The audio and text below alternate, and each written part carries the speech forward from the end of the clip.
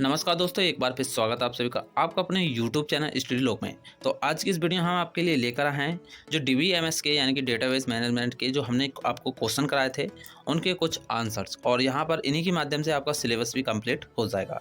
ये जो वीडियो है वो आपको पास करा सकती है और पास से आपको टॉप भी बना सकती है। अगर आप इस वीडियो को ज़्यादा से ज़्यादा शेयर करेंगे तो हमें काफ़ी ज़्यादा खुशी होगी, और चैनल पर जो नए स्टूडेंट हैं उन्हें लाइए, ऐड करवाइए, सब्सक्राइब करवाइए। तो चलिए यहाँ पर हम वीडियो की बात करते हैं। तो जो हमने पहला आपके जो मोस्ट इंपोर्टेंट सीरीज में जो क्वेश्चन रखा था वो रखा था DBMS क्या है।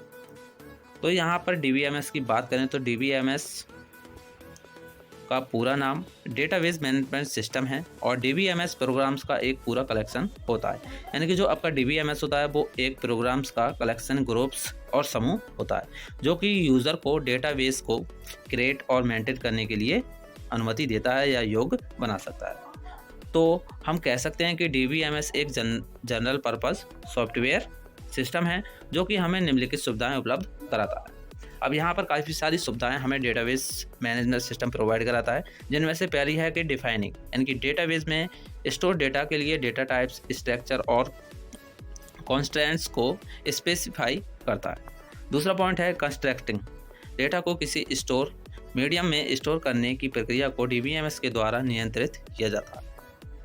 तीसरा हेडिंग है मैनिपुलेटिंग, इसमें डेटाबेस में उपस्थित डेटा को रिट्राइव तथा अपडेट किया जाता है और रिपोर्ट्स को जनरेट किया जाता है। तो यहाँ पर हमने DBMS के बारे में बात की थी, और यहाँ पर जो इसका डायग्राम है वो आप सीखते हैं। यहाँ पर डेटाबेस के ऊपर आपको फाइल सिस्टम DBMS, और DBMS के उपरांत आपको एप्लीकेशन प्रोग्राम आपको दिख रहे हैं। यानी कि जो एप्लीकेशन प्रोग्राम्स है वो प्रोग्राम्स का समूह है DBMS, और DBMS के अनुसार आपका जो फाइल सिस्टम बनता है उसे हम डेटाबेस कहते हैं। अगला हेडिंग है आपका DBMS के लाभ तथा हानियाँ क्या हैं। तो DBMS के लाभ, इसके हानि निम्नलिखित है। तो यहाँ पर हम नंबर 1 की बात करते हैं। नो डेटा रेडुंडेंसी एंड इनकॉन्सिस्टेंसी, यानी कि एक ही तरह के डेटा का बहुत सारी जगह नकल, यानी कि डुप्लीकेशन को हम डेटा रिडंडेंसी कहते हैं, और एक तरह के डेटा का बहुत जगह होना डेटा इनकॉन्सिस्टेंसी का कारण बनती है, जिससे स्टोरेज और मूल्य यानी कॉस्ट बढ़ता है, लेकिन DBMS में हमें इससे छुटकारा मिलता है। दूसरा पॉइंट है रेस्ट्रिक्टिंग अनऑथोराइज्ड एक्सेस, यानी कि DBMS में DBA यानी कि डाटाबेस एडमिनिस्ट्रेशन, सिक्योरिटी और अनऑथोराइज्ड सब सिस्टम का प्रयोग अकाउंट रेस्ट्रिक्शन को स्पेसिफाई करने के लिए किया जाता है। तीसरा पॉइंट यह है कि डेटा इंटीग्रिटी एंड सिक्योरिटी, यानी कि DBMS में सुरक्षा और इंटीग्रिटी यानी कि अखंडता का पूरा ध्यान रखा जाता है, और डेटाबेस में किसी भी प्रकार की वैल्यू को इंसर्ट करने से पहले उसे कुछ कंडीशन को सेटिस्फाई करना आवश्यक होता है। डेटाबेस में यूज़र को सभी डेटा को एक्सेस करने की अनुमति नहीं होती है, जिससे डेटा इंटीग्रिटी बढ़ जाती है। चौथा है सिंपल एक्सेस, DBMS में डेटाबेस को आसानी से एक्सेस किया जा सकता है। आसानी से एक्सेस करने के लिए एप्लीकेशन प्रोग्रामिंग इंटरफेस यानी कि API का प्रयोग किया जाता है। उसके बाद बात कर लेते हैं DBMS की हानियों की। तो इसकी पहली हानि यह है कि DBMS सॉफ्टवेयर तथा हार्डवेयर का मूल्य बहुत ही अधिक होता है। दूसरी हेडिंग यह है कि DBMS की फंक्शनैलिटी बहुत ही जटिल होती है, यानी कि इसका जो देखने का वो है सिस्टम वो काफ़ी ज़्यादा जटिल है। तीसरा है कि इसका आकार बहुत अधिक होता है। चौथा, इसके सभी कंपोनेंट्स को लगातार अपडेट करना पड़ता है, जो कि बहुत ही कठिन होता है। पांचवा पॉइंट है यदि इलेक्ट्रिक फेलियर या डेटाबेस करप्ट हो जाए तो जो डेटाबेस में महत्वपूर्ण डेटा स्टोर होता है वह लॉस्ट यानी कि समाप्त हो जाता है। इलेक्ट्रिसिटी फेलियर का मतलब यहाँ पर आपका सिस्टम ऑफ हो जाना। उसके बाद है प्रश्न संख्या 3, डेटाबेस क्या है। तो डेटाबेस एक कलेक्शन ऑफ इंफॉर्मेशन यानी कि सूचनाओं का समूह है, जिसे इस प्रकार ऑर्गेनाइज यानी व्यवस्थित किया जाता है कि जिसमें इंफॉर्मेशन आसानी से एक्सेस, मैनेज और अपडेट की जा सकें। यानी कि समझने का ये मतलब है कि डेटाबेस एक कलेक्शन ऑफ इंफॉर्मेशन यानी कि सूचनाओं का समूह होता है, जिसे एक प्रकार से व्यवस्थित किया जाता है और जिसमें हम सूचना को बड़ी आसानी से प्रवेश और प्रबंध और अपडेट कर सकते हैं। डेटाबेस में हम क्विकली यानी कि तेज़ी से और आसानी से डिज़ायर्ड डेटा को सिलेक्ट कर सकते हैं। अब यहाँ पर पारंपरिक डेटाबेस 3 चीज़ों द्वारा ऑर्गेनाइज किया जाता है, जिसमें आपका पहला है फील्ड्स, दूसरा रिकॉर्ड्स और तीसरा है फाइल्स। फील्ड एक सिंगल पीस ऑफ इंफॉर्मेशन होता है और रिकॉर्ड एक कंप्लीट सेट ऑफ फील्ड्स होता है और फाइल जो होती है वह कलेक्शन ऑफ रिकॉर्ड की होती है। और एग्जाम्पल के तहत यहाँ पर समझ सकते हैं, डिक्शनरी एक डेटाबेस के अनुरूप ही होती है, जो एक तरह की फाइल होती है जिसमें रिकॉर्ड की सूची में शामिल फील्ड्स होते हैं। चौथा क्वेश्चन है आपका, डेटा इंडिपेंडेंस को समझाइए। तो डेटा इंडिपेंडेंस अगले लेवल में स्कीमा डेफिनेशन को बिना प्रभावित किए एक लेवल में स्कीमा डेफिनेशन को मॉडिफाई करने की एबिलिटी को डेटा इंडिपेंडेंस कहते हैं। डेटा इंडिपेंडेंस 2 प्रकार के होते हैं, जिसमें आपका पहला है लॉजिकल डेटा इंडिपेंडेंस और दूसरा है आपका फिजिकल डेटा इंडिपेंडेंस। तो लॉजिकल डेटा इंडिपेंडेंस क्या होता है उसके बारे में बात कर लेते हैं। तो बिना एक्सटर्नल स्कीमा यानी कि व्यू लेवल को बदले लॉजिकल स्कीमा कंसेप्चुअल लेवल को बदलना लॉजिकल डेटा इंडिपेंडेंस कहलाता है। यानी कि एक्सटर्नल स्कीमा यानी कि व्यू लेवल को बदले लॉजिकल स्कीमा को बदलना लॉजिकल डेटा इंडिपेंडेंस कहलाता है। उदाहरण के लिए एक्सटर्नल स्कीमा में बिना बदलाव किए आप कंसेप्चुअल स्कीमा के लिए नई एंटिटीज एट्रीब्यूट्स को जोड़ना या मिटाना संभव है। दूसरा है physical data independence. Logical schema में बिना बदलाव किए फिजिकल स्कीमा में बदलाव करना फिजिकल डेटा इंडिपेंडेंस कहलाता है। प्रश्न संख्या आपका 5 है कि डीबीएमएस की विशेषताएं लिखिए, यानी कि कैरेक्टरिस्टिक्स ऑफ डीबीएमएस। तो डीबीएमएस की कुछ विशेषताएं निम्नलिखित हैं जो यहाँ पर हम बताने वाले हैं। नंबर फर्स्ट है कि डीबीएमएस की सबसे बड़ी विशेषता यह है कि इसमें डेटा रिडंडेंसी को कंट्रोल किया जा सकता है। दूसरी मोस्ट इंपोर्टेंट हेडिंग यह है कि डीबीएमएस में डेटा को शेयर कर सकते हैं। और तीसरा पॉइंट है कि डीबीएमएस में सुरक्षा भी का पूरा ख्याल रखा जाता है, काफ़ी ज़्यादा तगड़ी सिक्योरिटी होती है। चौथा पॉइंट है कि डीबीएमएस में प्रोसेसिंग की गति अच्छी होती है। और पांचवा पॉइंट है डीबीएमएस एक और विशेषता है कि इसमें डेटा इंडिपेंडेंट होता है। प्रश्न संख्या 6 है आपका, डीबीएमएस यूजर्स का वर्गीकरण कीजिए, यानी कि क्लासिफिकेशन ऑफ डीबीएमएस यूजर्स। तो डीबीएमएस में बहुत से यूजर्स होते हैं जिनका अपना एक पार्टिकुलर काम होता है, यानी कि सभी का अलग अलग अपना काम होता है। जैसे कुछ यूजर्स डेटाबेस को मैनेज करते हैं और कुछ एडिट करते हैं, कुछ शेयर करते हैं और कुछ कंस्ट्रक्ट करते हैं, और कुछ जो होते हैं वो डेटाज को डिफाइन करते हैं। तो हम डेटाबेस यूजर्स को निम्नलिखित भागों में बांट सकते हैं। यहाँ पर पहला है आपका डेटाबेस एडमिनिस्ट्रेशन, यानी कि DBA। वह व्यक्ति या समूह होता है जो डेटाबेस में किसी भी प्रकार का बदलाव करते हैं, जैसे कि अपडेट, डिलीट और क्रिएट। वे यूजर्स होते हैं जो डेटाबेस से बहुत ज़्यादा फैमिलियर होते हैं, यानी कि जो डेटाबेस के बारे में काफ़ी ज़्यादा जानते हैं। इनका डेटाबेस पर पूर्णतः नियंत्रण होता है और डेटाबेस में किसी भी प्रकार के एक्शन के लिए DBA जिम्मेदार होता है, यानी कि डेटाबेस एडमिनिस्ट्रेशन जिम्मेदार होता है। दूसरा प्रकार है कि डेटाबेस डिजाइनर्स। तो डेटाबेस डिजाइनर्स डेटाबेस में स्टोर डेटा को आइडेंटिफाई करते हैं और इस डेटा को रिप्रेजेंट करने के लिए सही स्ट्रक्चर का चुनाव करते हैं। डेटाबेस डिजाइनर्स को डेटाबेस यूजर्स की आवश्यकताओं का जानने के लिए उनके साथ कम्युनिकेट करना पड़ता है। तीसरा पॉइंट यह है कि तीसरा प्रकार है एंड यूजर। एंड यूजर्स वे होते हैं जो डेटाबेस को एक्सेस करते हैं, यानी कि जो लास्ट का काम करते हैं, तथा एंड यूजर्स के आधार पर ही हम डेटाबेस में कोई अपडेट तथा रिपोर्ट तैयार करते हैं। एंड यूजर्स को डेटाबेस की डिज़ाइनिंग, एक्सेस मैकेनिज्म तथा वर्किंग के बारे में पता नहीं होता है, वो सिर्फ सिस्टम का प्रयोग टास्क को पूरा करने में करते हैं। चौथा प्रकार है एप्लीकेशन प्रोग्रामर्स। ये वे यूजर्स होते हैं जो डेटाबेस के लिए एप्लीकेशन प्रोग्राम्स को लिखते हैं। ये प्रोग्राम सामान्यतः C, COBOL और फोर्ट्रान तथा अन्य जनरल पर्पज प्रोग्रामिंग लैंग्वेज में लिखे जाते हैं, और ये एप्लीकेशन प्रोग्राम्स भिन्न भिन्न प्रकार के कार्यों को करने के लिए प्रयोग किए जाते हैं। तो यहाँ पर जो आपके हैं वो 4 प्रकार के आपके डेटाबेस होते हैं, DBMS होते हैं। उसके बाद आपका अगला क्वेश्चन क्या है वो देख लेते हैं। प्रश्न नंबर 7 है आपका डेटाबेस स्कीमा। आपने पिछली वीडियो में देखा, पिछली हेडिंग में देखा था स्कीमा के बारे में। तो स्कीमा डेटाबेस के लिए एक ऑर्गेनाइजेशन या स्ट्रक्चर है जो कि पूरे डेटाबेस के लॉजिकल व्यू को रिप्रेजेंट करती है। यह दर्शाती है कि डेटाबेस में डेटा किस प्रकार है तथा उनके मध्य रिलेशनशिप कैसी है। डेटाबेस डिजाइनर्स स्कीमा को डिज़ाइन करते हैं जिससे कि प्रोग्रामर आसानी से डेटाबेस को समझ सकें और डेटाबेस का प्रयोग करने योग्य बन सकें। सामान्यतः स्कीमा डेटाबेस डिक्शनरी में स्टोर रहती है और डेटाबेस स्कीमा का मुख्य पर्पज प्रत्येक टेबल के विभिन्न टेबल्स और फील्ड्स को आइडेंटिफाई करना है और स्कीमा यह भी डिस्क्राइब करता है कि टेबल्स के मध्य रिलेशनशिप कैसी है। यह सिस्टम में कॉन्स्टेंट्स को आइडेंटिफाई करने में मदद करता है। सब स्कीमा की सबसेट होती है, यानी कि इसकी एक छोटी क्लास है और सब स्कीमा भी स्कीमा की तरह समान प्रॉपर्टी और इनहेरिट करती है, यानी कि समानता रखती है। इस स्कीमा को भी हमने दो भागों में बांटा है यहाँ पर, इसमें आपकी फिजिकल और लॉजिकल स्कीमा। और फिजिकल स्कीमा के बारे में बात कर लेते हैं। फिजिकल स्कीमा यह परिभाषित करता है कि डेटा को डीबीएमएस में किस प्रकार रिप्रेजेंट किया जाता है तथा डेटा को किस प्रकार स्टोर किया जाता है। यानी कि फिजिकल स्कीमा का कार्य जो है वो डेटा को रिप्रेजेंट करना और किस प्रकार स्टोर किया जाता है ये देखना है। उसके बाद है लॉजिकल स्कीमा। यह स्कीमा ऐसी सभी लॉजिकल कॉन्स्टेंट्स को परिभाषित करती है जो कि डेटा को स्टोर करने में लागू किए जाते हैं और एक लॉजिकल स्कीमा डेटा का कंसेप्चुअल मॉडल होती है।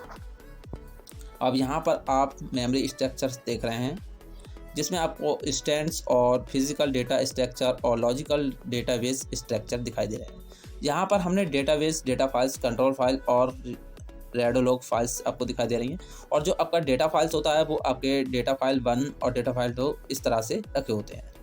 अब इन्हीं के कुछ यहाँ पर जो डेटा फाइल हैं आपके फर्स्ट 2 सेकेंड, इसी को हम लॉजिकल डेटाबेस स्ट्रक्चर के रूप में प्रयुक्त करते हैं। यहाँ पर सिस्टम आपका चेंज हो जाता है, यहाँ पर टेबल रख जाता है, टेबल एस्केप रख जाता है और कुछ यहाँ से नाम भी दे दिए जाते हैं। उसके बाद प्रश्न संख्या 8 है आपका इंस्टेंसेस इसे कहते हैं। इसमें आया है आपका तो इंस्टेंस किसी विशेष समय पर डेटाबेस में डेटा के समूह यानी कि कलेक्शन का स्टोर होना इंस्टेंस कहलाता है। समझने की बात यह है कि किसी विशेष समय पर डेटाबेस में डेटा के समूह का स्टोर होना इंस्टेंस कहलाता है। इंस्टेंस टर्म का यानी कि स्टैम्प टर्म का प्रयोग संपूर्ण डेटाबेस एनवायरनमेंट को डिस्क्राइब करने के लिए किया जाता है जिसमें कि डीबीएमएस सॉफ्टवेयर, टेबल्स तथा अन्य फंक्शनैलिटी सम्मिलित होती हैं। और हमें इसे इस प्रकार भी कह सकते हैं कि ऐसी जगह जहां डेटा को मैनेजेबल तरीके से संग्रहित किया जाता है। डेटाबेस में इंस्टेंस स्थिति के अनुसार बदलते रहते हैं। उसके बाद प्रश्न संख्या 9 है आपकी डीबीएमएस में इंटरफेस क्या होते हैं। तो डीबीएमएस में हम बात करें तो डेटाबेस में बहुत सारे इंटरफेस होते हैं जो भिन्न हैं। यहाँ पर फर्स्ट है आपका फॉर्म बेस्ड इंटरफेस। इस प्रकार के इंटरफेस में डेटाबेस में फॉर्म पर आधारित होते हैं, यानी कि इस प्रकार के इंटरफेस डेटाबेस में फॉर्म पर आधारित होते हैं, यानी कि डेटाबेस में एंट्री के लिए यूज़र को फॉर्म में उपस्थित फील्ड को भरना पड़ता है। फॉर्म बेस्ड इंटरफेस का प्रयोग बहुत किया जाता है और यह इंटरफेस डीबीएमएस के साथ इंटरैक्ट करने के लिए बहुत उपयोगी भी है। इस प्रकार के इंटरफेस को आसानी से यूज किया जा सकता है तथा इसका लाभ यह है कि इसके लिए डेटाबेस लैंग्वेज यानी कि एसक्यूएल की नॉलेज की आवश्यकता नहीं होती। दूसरा इंटरफेस यह है आपका कोई मेन्यू बेस्ड यूजर इंटरफेस। यह इंटरफेस मेन्यूज़ पर आधारित होता है। मेन्यू बेस्ड इंटरफेस यूज़र को ऑप्शन की एक लिस्ट उपलब्ध कराता है। आप नाम से समझ सकते हैं मेन्यू में क्या होता है, आपका ऑप्शन ही होते हैं जिसमें से यूज़र को उन ऑप्शन में से एक चूज़ करना पड़ता है। यह एक इजी इंटरफेस भी होता है। तीसरा इंटरफेस है आपका नेचुरल लैंग्वेज इंटरफेस। डीबीएमएस में यूज़र अपनी आम बोलचाल की भाषा का प्रयोग कर सकता है। नेचुरल लैंग्वेज इंटरफेस की अपनी खुद की एक स्कीमा होती है जो कि कंसेप्चुअल स्कीमा की तरह होती है। चौथा है आपका ग्राफिकल यूजर इंटरफेस यानी कि GUI। आमतौर पर यूज़र को डायग्रामेटिक रूप में स्कीमा को प्रदर्शित करता है। उसके बाद यूज़र डायग्राम को मैनिपुलेट करके एक क्वेरी को स्पेसिफाई करता है। बहुत सारी स्थितियों में GUI मेन्यू और फॉर्म दोनों का उपयोग करते हैं। पांचवा इंटरफेस है आपका इंटरफेस फॉर DBA। तो बहुत सारे डेटाबेस सिस्टम ऐसे कमांड्स को सम्मिलित करते हैं जो कि केवल डेटाबेस एडमिनिस्ट्रेशन द्वारा प्रयोग किए जाते हैं। किसी अकाउंट को क्रिएट करने, स्कीमा को बदलने और स्टोरेज स्ट्रक्चर को फिर से ऑर्गेनाइज करने तथा अकाउंट ऑथोरिटी प्रदान करने संबंधित कमांड्स इसके अंतर्गत आते हैं। इसके बाद प्रश्न संख्या आपकी 10 है, डेटाबेस लैंग्वेज क्या है।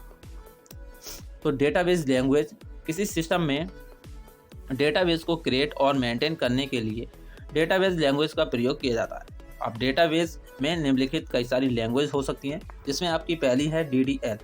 DDL का पूरा नाम डाटा डेफिनेशन लैंग्वेज है, जो कि कॉन्सेप्चुअल स्कीमा को डिफाइन करने के लिए यूज़ की जाती है तथा इस बात की भी जानकारी भी देती है कि फिजिकल डिवाइस में इस स्कीमा को कैसे इम्प्लीमेंट किया जाता है। SQL में जो सबसे महत्वपूर्ण DDL स्टेटमेंट है वो निम्न है। यहाँ पर पहला पॉइंट है कि क्रिएट, यानी कि डेटाबेस में ऑब्जेक्ट को हम क्रिएट करने के लिए यूज़ करते हैं। दूसरा अल्टर, डेटाबेस के स्ट्रक्चर में करने के लिए। ड्रॉप, डेटाबेस में से ऑब्जेक्ट को डिलीट करने के लिए। कमेंट है आपका डेटा डिक्शनरी में कमेंट्स को ऐड करने के लिए। रीनेम, ऑब्जेक्ट का रीनेम करने के लिए। DML दूसरा प्रकार है आपका ये किसका, डेटाबेस लैंग्वेज का। सभी लैंग्वेज यहाँ पर आने वाली हैं। तो DML, यानी कि DML का पूरा नाम है डेटा मैनिपुलेशन लैंग्वेज, और वह लैंग्वेज है जो डेटाबेस में डेटा को मैनिपुलेट करने के काम में आती है। वह लैंग्वेज DML कहलाती है। इसके कुछ उदाहरण निम्नलिखित हैं, जिसमें आपका सिलेक्ट है, यानी कि एक डेटाबेस में से डेटा को रिट्राइव करना। इंसर्ट है, टेबल में डेटा को इंसर्ट यानी कि जोड़ना। अपडेट है कि टेबल में मौजूदा डेटा को अपडेट करना। डिलीट का है टेबल में सभी रिकॉर्ड्स को डिलीट करना। कॉल का है जावा सब प्रोग्राम को कॉल करने के लिए। लॉक टेबल है आपकी कनकरेंसी को नियंत्रित करने के लिए। उसके बाद है आपकी तीसरी डेटाबेस लैंग्वेज, जिसका नाम है DCL। DCL का पूरा नाम है डेटा कंट्रोल लैंग्वेज। डेटाबेस में संग्रहित डेटा के एक्सेस को कंट्रोल करने के लिए DCL का प्रयोग किया जाता है। इसके भी कुछ मुख्य उदाहरण यहाँ पर दिए गए हैं, जिसमें पहला आपका ग्रांट, यानी कि डेटाबेस के लिए यूज़र को प्रिविलेज प्रदान करने के लिए। दूसरा है रिवॉक, ग्रांट कमांड द्वारा दिए गए विशेष अधिकार को वापस लेने के लिए रिवॉक कमांड का प्रयोग किया जाता है। इसके बाद आपका अगला क्वेश्चन है डेटाबेस का वर्गीकरण कीजिए। तो क्लासिफिकेशन ऑफ DBMS, इससे पहले हमने एक क्वेश्चन आपको बताया था DBMS का क्लासिफिकेशन, वो उस क्वेश्चन के अनुसार था, लेकिन यहाँ पर हम पूर्ण रूप से वर्गीकरण कर रहे हैं। तो DBMS को विभिन्न आधार पर वर्गीकृत कर सकते हैं, जो कि निम्नलिखित है। नंबर फर्स्ट है आपका डेटा मॉडल्स के आधार पर, जिसमें आपका फर्स्ट है ट्रेडिशनल मॉडल, जिसके अंतर्गत आते हैं आपके रिलेशनल, नेटवर्क तथा हायरार्किकल मॉडल्स इसके अंतर्गत आते हैं। बी है इमर्जिंग मॉडल, ऑब्जेक्ट ओरिएंटेड तथा ऑब्जेक्ट रिलेशनल मॉडल इसके अंतर्गत आते हैं। दूसरा है नंबर्स ऑफ यूज़र के आधार पर। अब इसके भी कई प्रकार होते हैं, जैसे कि सिंगल यूज़र और मल्टीपल यूजर्स, सेंट्रलाइज्ड और distributed users, number of sites के आधार पर, कॉस्ट के आधार पर, एक्सेस पाथ के आधार पर या पर्पज़ के आधार पर। अगला प्रश्न है आपका DBMS आर्किटेक्चर क्या है। तो भाई DBMS आर्किटेक्चर यहाँ पर हम बात करें तो हम यहाँ 3 स्कीमा आर्किटेक्चर को डिस्क्राइब करते हैं। इसमें 3 लेवल्स और स्कीमा होती हैं जो निम्नलिखित होती हैं, यानी कि फिजिकल लेवल और इंटरनल लेवल। यह लेवल यह है डिस्क्राइब करता है कि DBMS डेटाबेस में डेटा कैसे स्टोर होता है। यहाँ पर एग्जाम्पल के थ्रू समझ सकते हैं, यानी कि इंडेक्स, बी ट्री और हैशिंग। दूसरा है कि यह एब्स्ट्रैक्शन का सबसे निचला लेवल, यानी कि लोएस्ट लेवल होता है। दूसरा है कंसेप्चुअल और logical level. Conceptual level abstraction का अगला ऊंचा लेवल होता है, यानी कि नेक्स्ट हाईएस्ट लेवल। इसका पॉइंट है कि यह लेवल डिस्क्राइब करता है कि DBMS डेटाबेस में क्या डेटा स्टोर रहता है और उनके मध्य जो संबंध यानी कि जो रिलेशनशिप होता है वो क्या होता है। यह डेटाबेस एडमिनिस्ट्रेटर लेवल है। तीसरा पॉइंट है एक्सटर्नल और व्यू लेवल। ज़्यादातर डेटाबेस यूज़र पूरे डेटाबेस का प्रयोग नहीं करते, लेकिन उसका कुछ भाग ही रीड करते हैं, इसलिए वे उस पार्ट के व्यू लेवल को प्रोवाइड कराते हैं। यह सब एब्स्ट्रैक्शन का सबसे हाईएस्ट लेवल होती है और किसी विशिष्ट ग्रुप के यूजर्स के लिए डेटाबेस के एक यानी कि वन पार्ट को डिस्क्राइब करती है। डिस्क्राइब के बहुत सारे विभिन्न व्यूज़ भी हो सकते हैं, जैसे यहाँ पर समझ सकते हैं चित्र के। यहाँ पर हमने आपकी जो तीनों लैंग्वेज हैं, एक्सटर्नल, कंसेप्चुअल और इंटरनल, यहाँ पर हमने सभी का आपका अपना अपना व्यू दिखाई दिया है। एक्सटर्नल व्यू फर्स्ट है और यहाँ पर डॉट डॉट करते जाएंगे तो एंड तक हो जाएगा। और जो आपकी कंसेप्चुअल स्कीमा होती है वो आपकी इंटरनल स्कीमा का आधारित होती है, यानी कि दोनों तरफ को वो अपना प्रोजेक्शन करती रहती है। उसके बाद प्रश्न संख्या है आपकी शायद 12वीं है, ER मॉडल क्या है, विस्तार से समझाइए।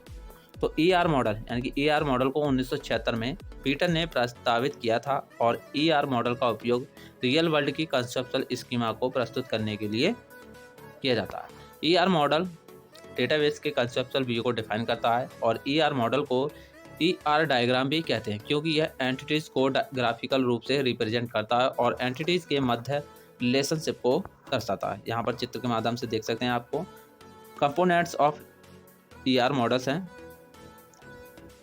वो नीचे हेडिंग है। यहाँ पर फर्स्ट, यहाँ पर नेम की बात करें, यहाँ पर आपको मान लीजिए एक आदमी है, अब उसका नाम भी होगा, तो नाम मान लीजिए उसका सुधीर है। अब उसका फर्स्ट नेम आ गया, उसका लास्ट नेम भी हो गया सुधीर सिंह। अब उसका एड्रेस क्या है वो आपको बताना है, SSN क्या है, बर्थ डेट क्या है, एज कितनी हो गई और उसकी हॉबीज़ क्या हैं, ये सभी आपकी ER मॉडल में दर्शाई जाती हैं। उसके बाद है कंपोनेंट्स ऑफ ER मॉडल। तो ER मॉडल के दो कंपोनेंट्स होते हैं, पहला एंटिटीज और दूसरा उनके मध्य रिलेशनशिप, यही आपके कंपोनेंट्स होते हैं। एंटिटी आखिर में होती क्या है? एक एंटिटी कोई भी पर्सन, प्लेस और रियल वर्ल्ड ऑब्जेक्ट हो सकता है जिसे कस्टमर ID, कस्टमर नेम और कस्टमर सिटी आदि एट्रीब्यूट्स हैं जिन्हें कस्टमर एंटिटी में डिफाइन किया जाता है। ER डायग्राम में एंटिटी को रेक्टेंगल के द्वारा प्रदर्शित किया गया। उसके बाद है एंटिटी सेट्स। एक एंटिटी सेट एक ही परिवार के एंटिटीज का एक समूह होती है। जैसे आपके परिवार है, पूरे परिवार के समूह को हम एंटिटी सेट्स बोल सकते हैं और समान प्रॉपर्टीज गुण शेयर करते हैं। टाइप्स ऑफ एंटिटी यानी कि DBMS में एंटिटी निम्नलिखित प्रकार की होती हैं, जिसमें आपकी फर्स्ट है वीक एंटिटी। यानी कि वीक एंटिटी एक ऐसी एंटिटी होती है जो अपने एट्रीब्यूट्स के द्वारा यूनिकली आइडेंटिफाई नहीं हो पाती, तो हम कह सकते हैं कि उसमें प्राइमरी की नहीं है।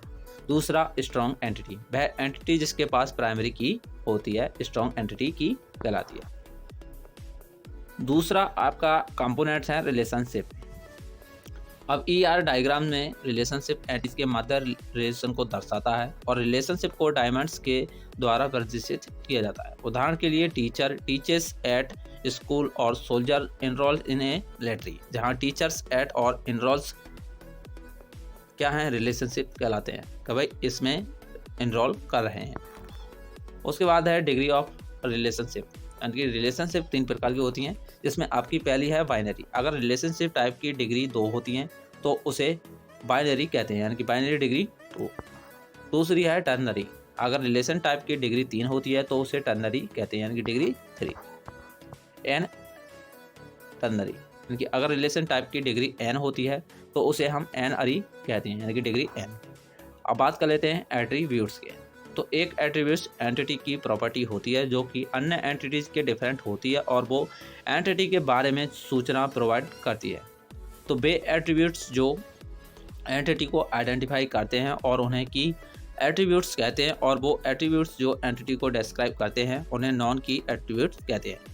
यानी कि एक एट्रीब्यूट एंटिटी की प्रॉपर्टी होती है, इसका गुण होती है, जो कि अन्य यानी कि दूसरे एंटिटीज के डिफरेंट होती है, यानी कि उनसे अलग होती है, और वो एंटिटी के बारे में सूचना प्रोवाइड कराती है, उनके बारे में बताती है।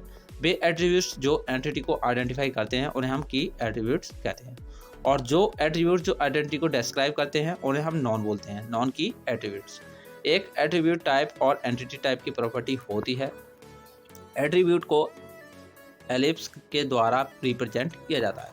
उदाहरण के लिए स्टूडेंट एक एंटिटी है और उसका सब्जेक्ट नेम, सब्जेक्ट कोड तथा जेंडर उसके एट्रीब्यूट्स हो जाते हैं।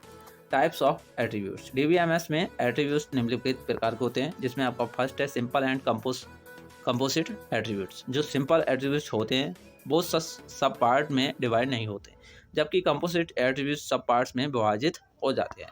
उदाहरण के लिए नेम एट्रीब्यूट्स है, फर्स्ट नेम एट्रीब्यूट्स है, आपका लास्ट नेम हो गया।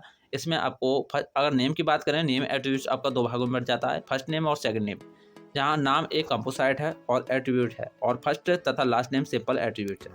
दूसरा है single valued and multi valued attributes. तो वह एट्रीब्यूट जिसके पास किसी विशेष एंटिटी के लिए केवल एक ही वैल्यू होती है, जैसे सिंगल वैल्यू एट्रीब्यूट कहलाती है। उदाहरण के लिए किसी व्यक्ति की एज, अब एज तो आपकी 2 नहीं होंगी, एक ही होगी, तो इसलिए यहाँ पर हम सिंगल वैल्यू या मल्टी वैल्यूड एट्रीब्यूट्स कहते हैं। उदाहरण के लिए किसी कार के लिए कलर तथा एम्प्लॉय का फोन नंबर।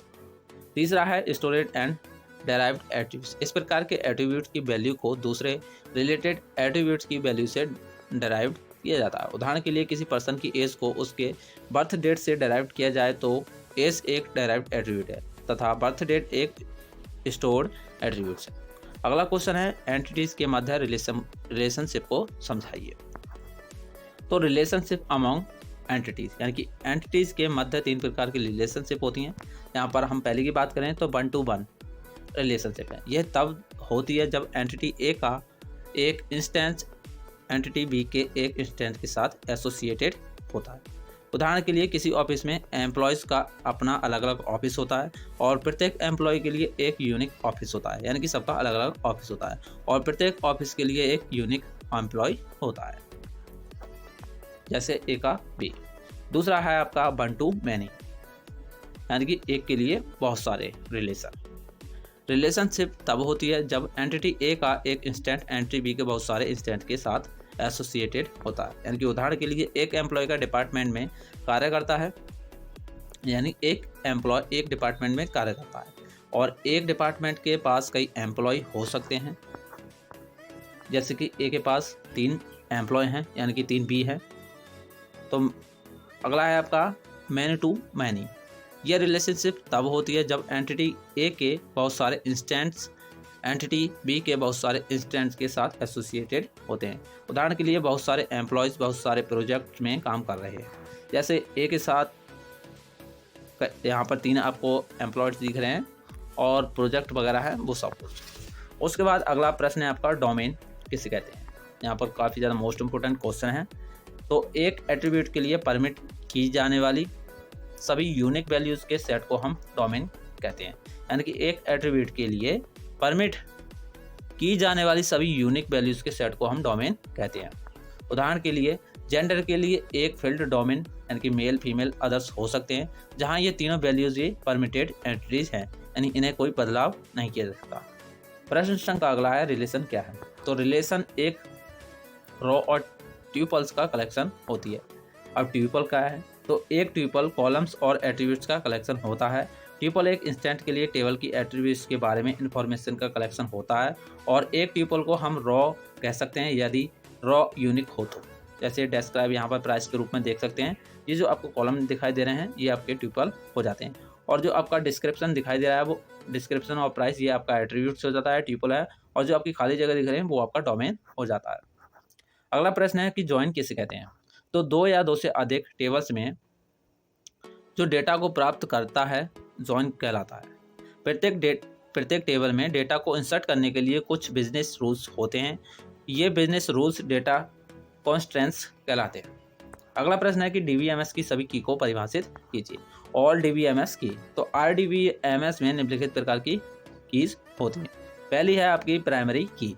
किसी रिलेशनल टेबल की प्राइमरी की टेबल के प्रत्येक रिकॉर्ड को यूनिकली आइडेंटिफाई करता है। अब प्राइमरी की भी आपकी 2 प्रकार की होती हैं, जिसमें आपकी सिंपल और कंपोजिट प्राइमरी की आ जाती है। सिंपल प्राइमरी की क्या होती है, यह केवल एक फील्ड से मिलकर बनी होती है, जैसे कि कस्टमर आईडी। दूसरी है आपकी कंपोजिट प्राइमरी की। कंपोजिट प्राइमरी की एक से ज़्यादा फील्ड से मिलकर बनी होती है, जैसे कि यहाँ पर आप देख सकते हैं काफ़ी सारे नाम दिए गए हैं। One is not enough to identify but both combined make a unique value, जैसे हार्ट्स और जेक, तीनों की वैल्यू कितनी यहाँ पर प्ले टाइम 3। प्राइमरी की को डिफाइन कैसे किया जाता है। तो प्राइमरी की को डिफाइन करने के लिए यहाँ पर पॉइंट दिए गए हैं। नंबर 1 है प्राइमरी की आपकी यूनिक होती है।